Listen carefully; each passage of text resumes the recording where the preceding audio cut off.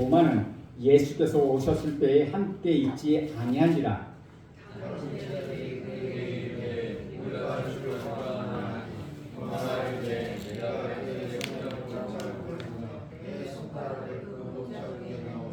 예수를 그 옆에 넣어보지 않고는 믿지 아니하리라 합니다.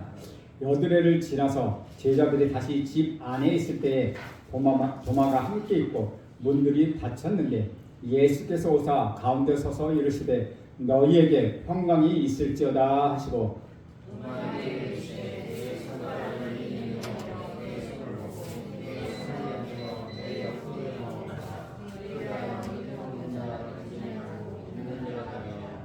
도마가 대답하여 이르되 나의 주님이시여 나의 하나님이시니이다.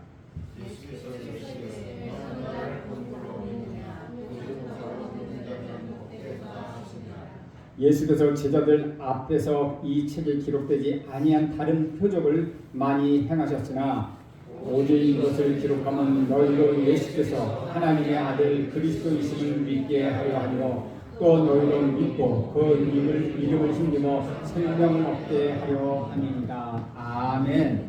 이것은 주님의 말씀입니다. 오늘 보면은 요한복음 20장 마지막 구절입니다. 요한복음은 20장까지 쓰여져 있고 21장은 쉽게 말하면 부록으로 붙여진 한 장을 이루고 있습니다. 그러므로 어쩌면은 오늘 요한복음 20장까지가 요한복음의 전부일 것이라고 저는 생각합니다. 어쨌든 장장 근 1년 동안 지켜온 1년 넘게 지켰죠. 1년 6개월 동안 배우던 요한복음의 끝이 보이고 있습니다. 안식구 첫날 이른 아침에 막달라 마리아가 예수님의 무덤을 찾았더니 예수님의 시신이 보이지 않았습니다.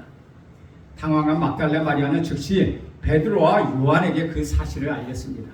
그래서 베드로와 요한이 예수님의 무덤으로 달려와 보니 정말로 예수님의 시신은 없었습니다. 그들은 아마 이것이 부활이 아닐까 생각했을지도 모릅니다. 그들은 심한 충격에 휩싸인 채 아무 증거도 찾지 못하고 집으로 돌아왔습니다. 그날 저녁에 제자들은 예수님 시신이 없어졌다면서 아니 어쩌면 예수님께서 부활하셨을지도 모른다면서 하나 둘씩 모이기 시작했습니다. 제자들은 유대인들이 두려워서 문을 죄다 닫고 걸어 잠갔습니다. 그런데 부활하신 예수님께서 바로 그곳에 나타나셨다는 것입니다. 그리고 세 가지 말씀을 하십니다. 너희에게 평강이 있을지어다. 아버지께서 나를 보내시는 것 같이 나도 너희를 보내노라. 성령을 받으라고 말씀하십니다. 이제 예수님께서 지금까지 말씀하신 것 중에 가장 중요하고 핵심적인 메시지를 주십니다. 그것이 바로 오늘 본문 앞에 있는 요한복음 20장 23절 말씀입니다. 너희가 누구의 죄든지 사하면 사여질 것이요 누구의 죄든지 그대로 두면 그대로 있으리라. 이것이 바로 용서에 관한 메시지입니다. 용서는 기독교의 최선이자 핵심입니다. 용서의 경험이 없거나 용서를 거치지 않은 기독교는 존재하지 않습니다. 용서를 넘어서지 못하면 진정한 사랑이 아니라는 것이죠. 용서를 포기한 사람도 없고 용서에 대해서 침묵하는 선행도 없습니다. 그리스도인들의 모든 덕은 용서로부터 시작됩니다. 우리 예수님께서 채우려 주신 메시지는 바로 용서에 관한 것입니다. 기독교가 세상을 이길 수 있는 유일한 방법 바로 용서입니다. 우리는 우리 자신을 용서하고 우리 가족과 우리 이웃과 우리 민족을 용서해야 합니다. 남북 간의 가장 큰 문제는 용서이고 이스라엘과 팔레스타인의 가장 큰 문제도 용서이며 우리 시대의 모든 갈등의 문제도 용서입니다. 그리스도인들의 용서에 대해서 정확히 말할 수 있다면 세상의 모든 갈등은 해결할 수 있다는 것입니다. 예수께서 용서의 메시지를 전하시는 중요한 자리에 그런데 한 사람이 빠져 있었습니다. 그 유명한 도마입니다. 요한복음의 저자 요한은 도마에 대해서 3번이나 기록하고 있습니다. 따라서 그는 도마에 관하여 무척 관심이 많았었던 것 같습니다. 그런데 도마는 때로는 문제를 일으키기도 하지만 매우 귀여운 구석이 있는 사람입니다. 나사로가 죽었을 때 도마는 이상한 소리를 냈습니다. 또 최후 만찬에서 예수님께서 살아가는 제자들을 마가의 다락방에 모아놓고 메시지를 전하실 때도 그는 아주 이상한 질문을 했습니다. 그리고 오늘 본문에서 부활하신 예수님께서 제자들이 모여있는 곳에서 오셨는데 그 자리에 없었던 도마는 나중에 또 이상한 소리를 합니다. 요한복음에 3번이나 등장하는 도마의 발언은 매우 미숙하고 어찌 보면 불신앙적인 모습을 보이기도 한다는 것이죠. 도마의 별명은 무엇입니까? 디드모라고 합니다. 도마를 가리켜 회의론자, 비관론자, 실증론자 등 여러 가지로 표현합니다. 자신이 보고 듣고 만져보지 않고서는 결코 믿지 못하겠다는 성격을 소유한 자입니다. 3년을 우리 예수님을 따라다니면서 계속 의심하고 마지막 결정적인 순간을 피하여 버리는 제자가 되고 말았다는 것이죠. 우리 24절 말씀 함께 읽겠습니다. 시작. 12 제자 중에 하나로서 디드모라 불리는 도마는 예수께서 오셨을 때에 함께 있지 아니하니라. 부활하신 예수님이 찾아오셨을 때 디드모라고 하는 도마가 있었습니다. 디드모는 쌍둥이라는 뜻입니다. 학자들은 디드모가 쌍둥이 형제였는지 아니면은 이 쌍둥이라는 별명을 얻게 된 것은 그가 지금은 이렇게 의심하는 사람이었지만 나중에 그가 인도에서 선교할 때, 인도에서 순교했을 때 예수님을 닮았다는 표현으로서 이 디드모라는 이름을 얻은 것이 아닌가라고 이야기하는 분도 있습니다. 어쨌든 디드모라는 별명을 가진 도마는 그 자리에 없었습니다. 그 자리에 없었던 이유 성경에서는 설명하지 않습니다. 그런데 우리는 여기서 두 가지로 추측할 수가 있다는 것이죠. 하나는 아마 그때 도마에게 매우 바쁜 일이 생겼기 때문일 것입니다. 또 하나는 도마가 그런 일에 무관심해서 그 자리를 피했을 것입니다. 우리 주변에도 평소에 잘 참고 기다려가 결정적인 순간에 빠져버리려고 하는 사람들이 더러 있습니다. 그리고 본인이 빠졌던 것을 생각하지 않고 엉뚱한 주장을 되풀이하는 사람들이 바로 이 도마와 같은 분류의 사람입니다. 25절 말씀 함께 봅니다. 시작. 다른 제자들이 그에게 이르되 우리가 주를 보았노라 하니 도마가 이르되 내가 그의 손에 못자국을 보고 내 손가락을 그 못자국에 넣으며 내 손을 그 옆구리에 넣어보지 않고는 믿지 아니하겠노라 하니라. 다른 제자들이 부활하신 예수님을 보았다 하는 그 말, 예수님께서 3가지 메시지를 전해주셨다는 그 말, 예수님이 손에 난 못자국을 보았다는 말을 도마는 전혀 믿지 못했습니다. 이 말씀에서 우리는 3가지를 생각하게 합니다. 첫째는 동료들이 부활하신 예수님 직접 보았다고 증거해도 도마는 믿지 않겠다고 하는 것입니다. 둘째는 도마는 부활하신 예수님을 자신이 직접 눈으로 확인해야 믿겠다는 것입니다.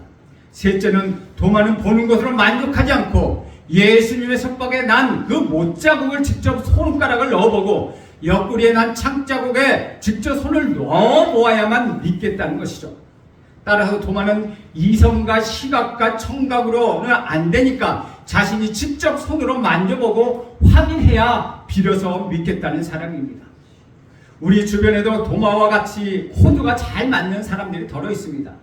교회에서는 열심히 봉사하고 직분을 많이 잘 맡아서 수행하면서 결정적인 사항에 대해서는 한 발 뒤로 물러나 있는 사람들이 종종 있습니다. 그러면서 생각하기를 내가 가장 완벽하다, 나는 실수가 없다, 나는 확실하다 라고 스스로 자부합니다. 게다가 예수님을 잘 믿고 따르는 사람들을 보면 저 사람들은 왜 생각 없이 믿지? 왜 쉽게 그렇게 결정을 하지? 저들은 너무나도 감정적이야 라고 생각한다는 것입니다. 도마의 경우는 믿는 것도 아니고 믿지 않는 것도 아니라는 것이죠. 여기서 우리가 단정할 수 있는 것은 도마가 믿음이 없다고 말하기 어렵다는 사실입니다. 만일 그에게 믿음이 없었다면 그는 벌써 우리 구주 예수 그리스도를 떠났을 것입니다. 그러나 도마가 예수님의 제대로 남아있는 것을 보면 하나님도 좋고 예수님도 좋은데 결정적인 믿음을 유보한 것으로 우리는 볼 수 있다는 것이죠. 이것이 바로 도마의 믿음의 상태입니다. 그는 자신이 생각이 굉장히 옳다는 아집을 가지고 있었던 것으로 보입니다. 26절에 보면 이렇게 기록합니다. 여드레를 지나서 제자들이 다시 집 안에 있을 때에 도마도 함께 있고 문들이 닫혔는데 예수께서 오사 가운데 서서 이르시되 너희에게 평강이 있을지어다 하시고, 도마는 동료들과 8일 동안 논쟁을 벌였지만 결코 믿지 않았다는 것입니다. 그래서 예수님 더 이상 지체하지 않으시고 도마를 만나 주십니다. 8일 전이나 현재나 그 상황은 매 일반이었습니다. 제자들은 집안에서 다시 모여 문들을 모두 닫아 걸었습니다. 그때 예수께서 나타나셔서 똑같이 너희에게 평강이 있을지어다 라고 다시 말씀하십니다. 8일 전과 다른 것이 있다면 그 자리에 도마가 함께 있었다는 사실입니다. 그러나 우리 예수님께서 다른 제자들을 위하여 다시 오셔서 재차 말씀하실 필요가 없는데 그 도마 한 사람 때문에 번거롭게 다시 오셔서 두 번 말씀을 하신 셈이 된다는 것이죠. 27절 말씀 함께 읽겠습니다. 시작. 도마에게 이르시되 내 손가락을 이리 내밀어 내 손을 보고 내 손을 내밀어 내 옆구리에 넣으라. 그리하여 믿음 없는 자가 되지 말고 믿는 자가 되라. 여기서 우리는 매우 중요한 사실을 발견합니다. 첫째는 예수님께서 의심하고 있는 도마에게 직접 찾아오셨다는 사실입니다. 우리 예수님께 도마에게 깊은 애정과 국률의 마음을 갖고 계십니다. 우리 예수님께서 믿음의 상태가 뛰어난 사람에게만 좋은 감정을 가진 것이 아니라 자신을 의심하고 결정적인 믿음을 갖지 못하는 사람에게도 긍휼히 여기는 마음을 갖고 계시다는 것입니다. 그것이 비록 단 한 사람이라 할지라도 우리 예수님은 그 사람에게 긍휼한 마음을 가지고 계셔서 그 사람을 찾아오신다는 것입니다. 우리 예수님은 8일 동안 기다리기 위해서 도마가 믿음을 갖기를 간절히 원하셨습니다. 그러나 도마가 마지막 순간까지 믿음을 갖지 않자 우리 예수님께서는 직접 도마에게 찾아오셨다는 것이죠. 이것이 우리를 찾아오시는 우리 구주 예수 그리스도의 모습입니다. 예수님을 잘 믿고 순종하는 우리에게 찾아오시는 것만이 아니라 예수님을 따르면서도 계속 저항하고 반항하는, 또한 방황하고 있는 우리를 불쌍히 여기셔서 우리 예수님은 일부러 우리를 찾아서 우리를 깨닫게 해 주신다는 것입니다. 둘째는 예수님께서 8일 만에 나타나셔서 도마를 야단치시거나 비난하지 않으셨다는 것입니다. 이것은 예수님께서 도마를 불쌍히 여기신다는 증거입니다. 우리가 실수할 때 예수님께서 야단치지 않고 믿음을 갖게 되길 바라십니다. 그리고 마지막 순간에도 우리에게 믿음이 생기지 않으면 우리 주님은 직접 우리를 찾아오십니다. 예수님께서 도마가 원하셨던 방식대로 그의 의심을 풀어주십니다. 우리 예수님께서 도마의 수준으로 내려가서 그를 찾아오신 것입니다. 그리고 개인적으로 말씀해 주십니다. 너의 손가락을 나의 손에 난 못 잡게 넣어보고 너의 손을 상에 찔린 나의 옆구리에 넣어보아라 라고 말씀하십니다. 예수님께서 믿음이 없는 도마를 이해하시고 그가 바라던 대로 모든 것을 친절하게 행하신다는 것이죠. 이것이 바로 전도요, 한 영혼을 우리 예수님 앞으로 인도하는 방법입니다.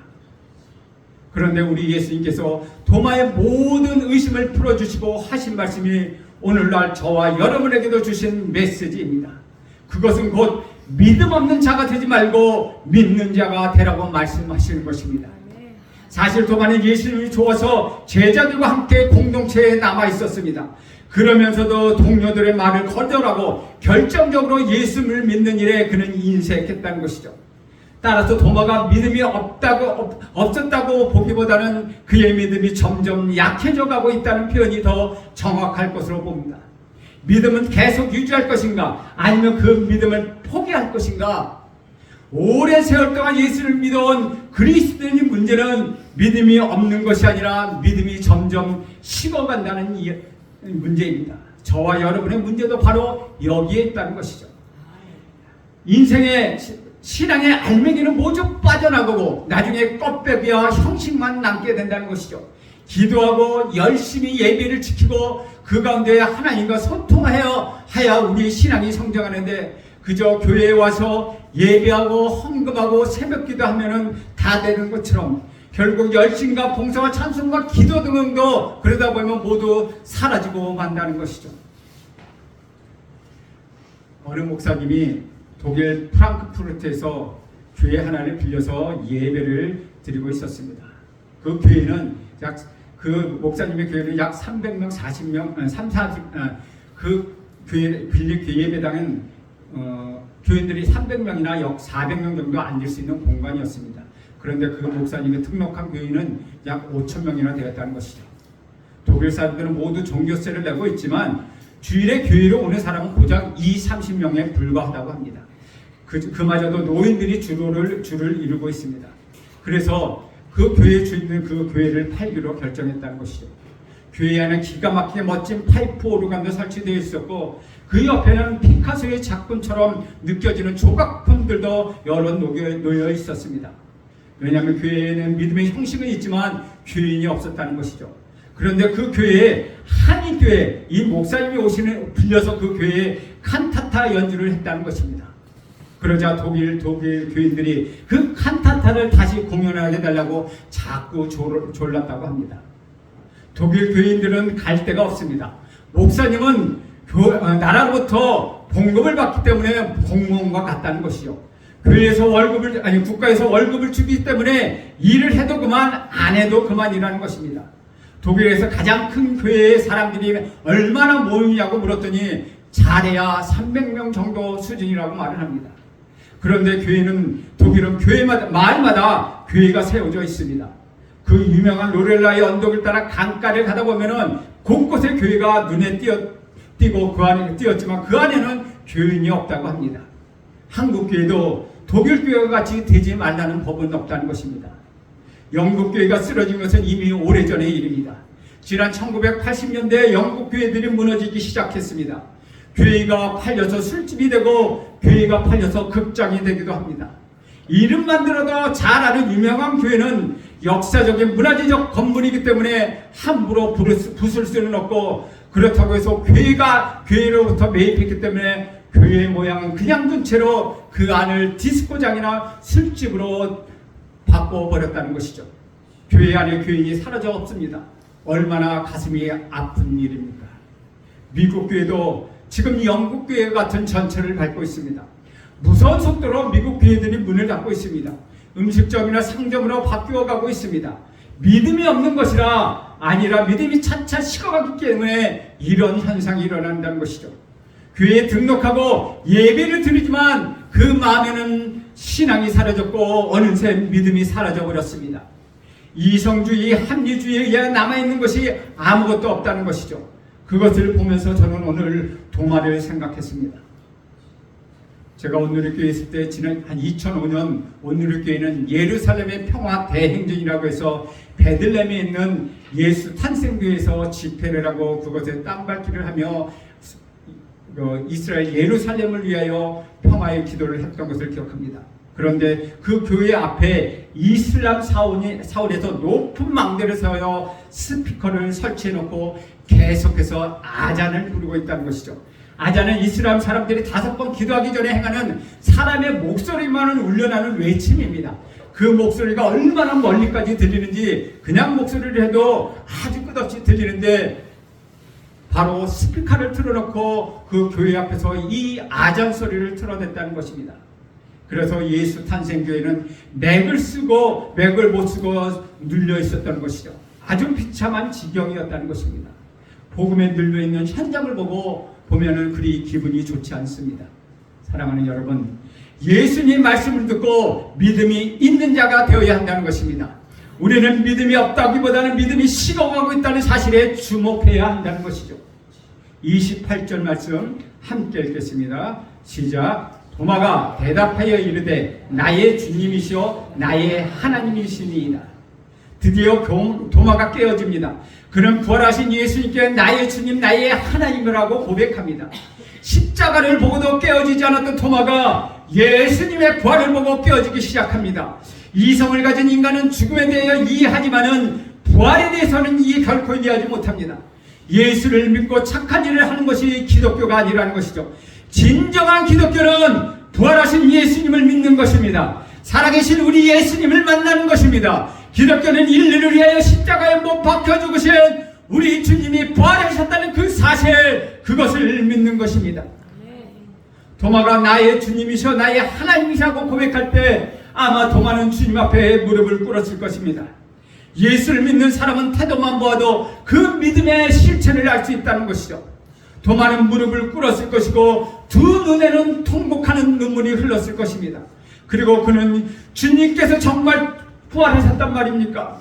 이성적으로 경험적으로 이해할 수 없지만 정말 우리 주님이 부활하셨단 말입니까? 라고 말하며 머리부터 발끝까지 주님 앞에서 녹아내렸던 것입니다.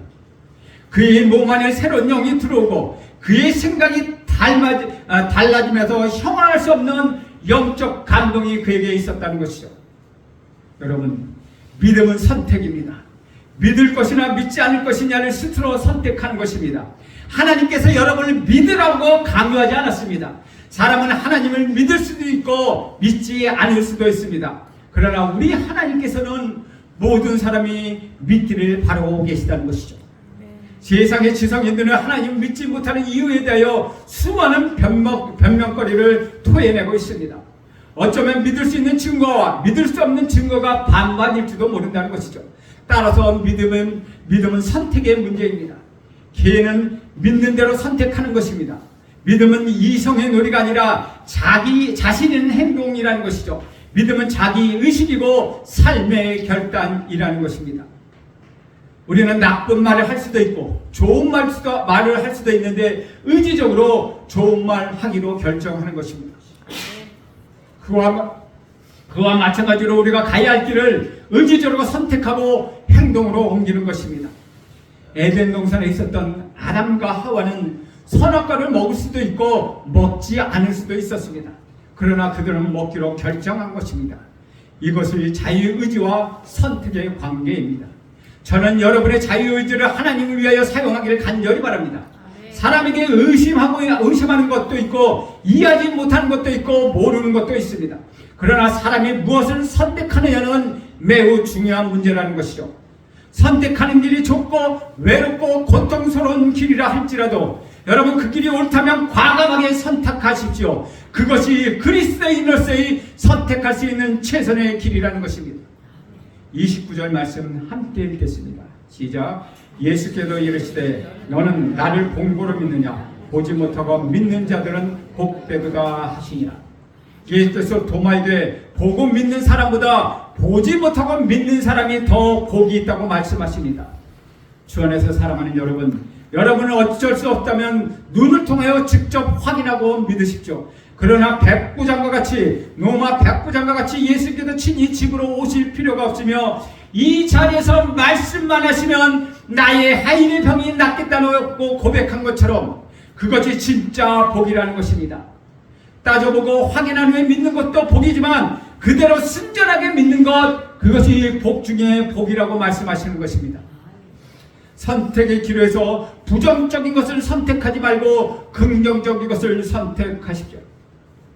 안 되는 것을 선택하지 말고 되는 것을 선택해야 한다는 것입니다. 눈에 보이는 현상에 집착하지 말고 믿음의 향방을 쫓아가야 한다는 것이죠. 이것은 개인의 의지에 따라 선택하는 것입니다. 가정이 어렵고 직장생활이 힘들어도 그것을 천국으로 만들겠다는 믿음을 갖고 기도한다면 가정과 직장의 변화가 찾아올 것입니다. 남편과 아내는 변화하고 자녀도 변화하고 직장 동료들도 변화할 것입니다. 우리의 믿음은 적극적으로 활용해야 합니다. 믿음이 없는 자가 되지 말고 믿음이 있는 자가 되라는 말씀이 바로 그런 뜻이라는 것이죠.